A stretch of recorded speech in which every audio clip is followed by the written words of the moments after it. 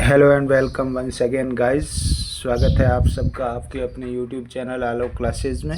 और आज के इस अंक में मैं आपके लिए लेकर आया हूँ ताज़ा अपडेट 8वें वेतन आयोग 2026 से रिलेटेड। जो साथी पहली बार मेरे इस चैनल पे आ रहे हैं उनसे रिक्वेस्ट है कि प्लीज़ इस चैनल को सब्सक्राइब कर लेवें ताकि इस तरह की और जानकारी आप तक पहुंचती रहे। और वीडियो को लाइक करना और अपने दोस्तों के साथ शेयर भी करना ताकि वो भी इस खबर से परिचित हो सके। देखो, खुशखबरी 8वां वेतन आयोग, ये हेडिंग है 2026 में लागू होने की संभावना और कर्मचारियों को 25% तक वेतन बढ़ने की उम्मीद। इस उम्मीद और आशा के साथ आज का ये वीडियो आपके लिए महत्वपूर्ण रहने वाला है। यहाँ देखिए, देश के 49 लाख कर्मचारियों और 65 लाख पेंशन धारकों की लगातार जबरदस्त मांग के चलते भारत सरकार 8वें वेतन आयोग जनवरी 2026 से लागू कर सकती है। यह जानकारी तमाम मीडिया के माध्यम से हमको मिल रही है। वित्त मंत्रालय और डीओपीटी सूत्रों के अनुसार प्रस्तावित फिटमेंट फैक्टर, जो यहाँ पर ज़्यादा लिखा हुआ है इस खबर में, इसको मैं कट करके 1.92, इससे ज़्यादा नहीं रहने वाला डेफिनेटली। और इसके अनुसार आपका बेसिक जो है वो कितना होगा, वो अंतिम बेसिक को 1.92 से गुणा करके आप निकाल सकते हैं। इससे आगे कर्मचारियों का कहना यह है कि केंद्र सरकार की घोषणा के बावजूद अभी तक कोई आधिकारिक अधिसूचना जारी क्यों नहीं की गई। कई कर्मचारी संगठन सरकार से जल्द घोषणा की मांग कर रहे हैं ताकि पारदर्शिता बनी रहे। अब तक सरकार ने कोई स्पष्ट बयान दिया नहीं है। हाँ, कहा जरूर है कि पे कमीशन आएगा, लेकिन उसके बाद क्या कार्रवाई हुई ये स्पष्ट नहीं है। कर्मचारियों को कितनी राहत मिल सकती है यदि पे कमीशन सिफारिशें 2026 में लागू होती है, तो अनुमान है कि कर्मचारियों के मूल वेतन में यदि ये सिफारिशें लागू हुई तो 20 to 25% इतना इजाफा हो जाएगा। इसके साथ ही डीए और अन्य भत्तों में भी इजाफा होना संभव है। कितनी बढ़ेगी सैलरी और पेंशन, वो यहाँ पर आपकी स्क्रीन पे दिखाई दे रहा है। इतना 8,000 से 15,000 रुपये तक मासिक वृद्धि संभव है और पेंशन धारकों को भी उसी अनुपात में बढ़ोतरी का फ़ायदा मिलेगा। कर्मचारियों की सरकार से उम्मीदें क्या है? कर्मचारी संघ और यूनियन चाहते हैं सरकार 2025 तक यानी इसी साल में आयोग का गठन कर दे, जिससे सभी प्रक्रिया समय पर पूरी हो सके। इसके अलावा कई कर्मचारी डीए को मूल वेतन में समाहित करने की मांग भी कर रहे हैं।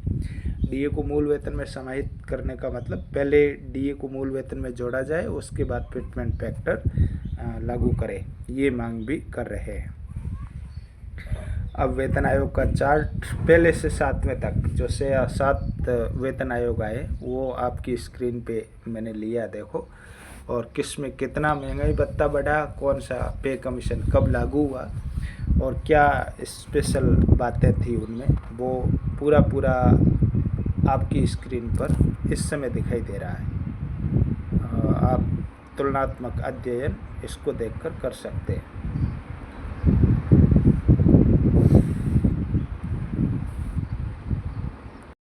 इससे और आगे बढ़ते हैं, सरकार 8वें वेतन आयोग की जल्द घोषणा करे। ये तो खैर कर्मचारी संगठन लगातार मांगे कर रहे हैं कि डीए को उसमें शामिल किया जाए, फिटमेंट फैक्टर ये रखा जाए, जल्दी से में इसकी पे कमीशन का गठन किया जाए। ये तो खैर मांगे हैं सरकारी कर्मचारियों की। और सरकार की खामोशी, यानी जनवरी में इसकी घोषणा की है और अब जुलाई में हम पहुंच गए, 7 महीने हो गए, तो अभी तक और आगे कार्रवाई नहीं हुई। इसलिए कर्मचारियों के मन में कुछ प्रश्न उठ रहे हैं, जिसको कहा कर्मचारियों के सुलगते सवाल। तो क्या सरकार 2025 तक आयोग का गठन करेगी? एक तो क्वेश्चन ये है। वित्त मंत्रालय और डीओपीटी के रुख पर नज़र, ये जानकारी वहाँ से मिलेगी। और क्या डीए को बेसिक में समाहित किया जाएगा, यानी पहले डीए समाहित करना फिर फिटमेंट फैक्टर लाना, ये तो खैर सरकार की मंशा पे निर्भर है। क्या होगा वो स्पष्ट हो जाएगा। कर्मचारी संगठन इसकी जोरदार मांग कर रहे हैं। और क्या 8वां वेतन आयोग पुराने आयोगों से अलग होगा? जी हाँ, बिल्कुल अलग होगा, इसमें कोई दो राय नहीं है।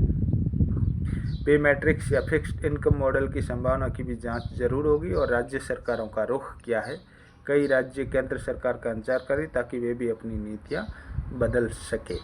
अब आपकी स्क्रीन पर कुछ और इससे रिलेटेड बातें जो आपकी स्क्रीन पर दिखाई दे रही, आप इसका भी अध्ययन कर लें।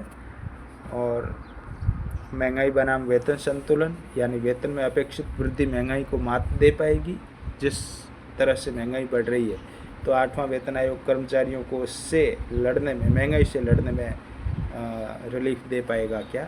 और सरकार हर 10 वर्ष में वेतन आयोग का गठन करती है, ये तो खैर हमारी जानकारी में है ही। ध्यान रहे कि भारत सरकार हर 10 वर्ष में वेतन आयोग का गठन करती, क्योंकि 2016 में 7वां वेतन आयोग आया था ताकि केंद्रीय कर्मचारियों और पेंशन धारकों की सैलरी और पेंशन की समीक्षा की जा सके। 7वां वेतन आयोग 2016 में लागू हुआ था और अब 8वां वेतन आयोग 26 से लागू होने की चर्चाएं जरूर है। अब देखिए आपकी स्क्रीन पे दिखाई दे रहा है, DOPT has extended the deadline for filling up 4 post of under secretary in the 8th central pay commission. 8वें वेतन आयोग में जो 4 पोस्ट है वेतन आयोग की, उनको भरने के लिए उसकी आखिरी तारीख को और बढ़ाया है यहाँ पर। और वो ऐसा पहली बार नहीं हुआ है, तीसरी बार हुआ है ये। देखिए, this is the 3rd time the last date has been extended. और न्यू डेडलाइन कितनी आई? अब 31 जुलाई 2025 तक हमारा जो पे कमीशन है उसका गठन हो जाएगा, ऐसा सरकार ने कहा है। इसका लेटर मैंने शामिल किया है इसके अंतर्गत, देखिए आप।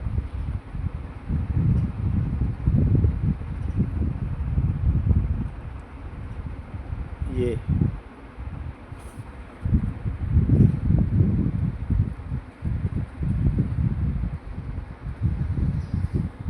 मैं दिखाता हूँ इसको आपको,